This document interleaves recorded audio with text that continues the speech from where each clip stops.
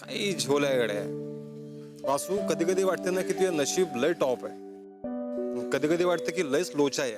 उर्मी जेवत नाहीये. हा ना, तिला धक्का बसला असेल. ते बोलली ना विशाखा. आता काय करणार आहे तू? अतुल मी आता ब्लँक झालोय, काही सुचत नाहीये मला. असं नको करू बा, काहीतरी विचार कर, आयडिया कर काहीतरी. तुला एक नाही 10 सुचतील का? आयडिया म्हणजे? अरे आयडिया म्हणजे ते सेटिंग लावलं नेहमी सारखी तुझ्या स्टाईल मध्ये.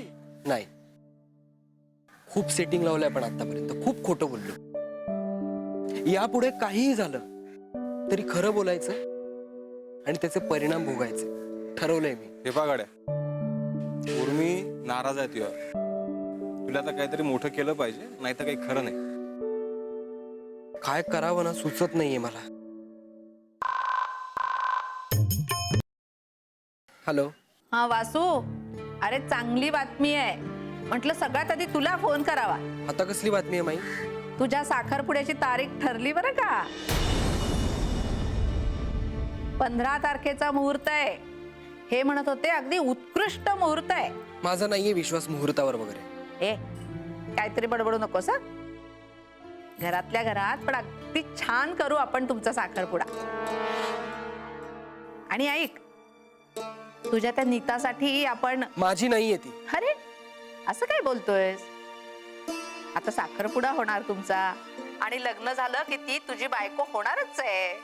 तर ऐक, तिच्यासाठी आपण जरा बऱ्यापैकी अंगठी करू. हो, तोळा तोळा करून सोनं जमवलंय मी.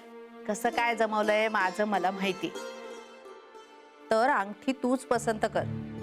तुझ्या पसंतीची अंगठी घे हो नीतासाठी. माई माझी इच्छा नाहीये लग्न करायची. अरे असं काय झालं तुला अचानक? आणि असं अभद्र काय बोलतोस काहीतरी? माई मी खरं सांगतोय, माझी मनापासून इच्छा नाहीये हे लग्न करायची. वासू, अरे वेडायस का तू? यांना जर कळलं ना तू असं काहीतरी. सारखं काय यांना कळलं तर यांना कळलं तर? आमचा विचार कधी करायचा आम्ही? वासू जाऊ दे, तुला नाही कळणार. अरे चिडायला काय झालं याला? आणि असं काय बोलतोय हा? तेव्हा सगळी काळजी आपल्यालाच.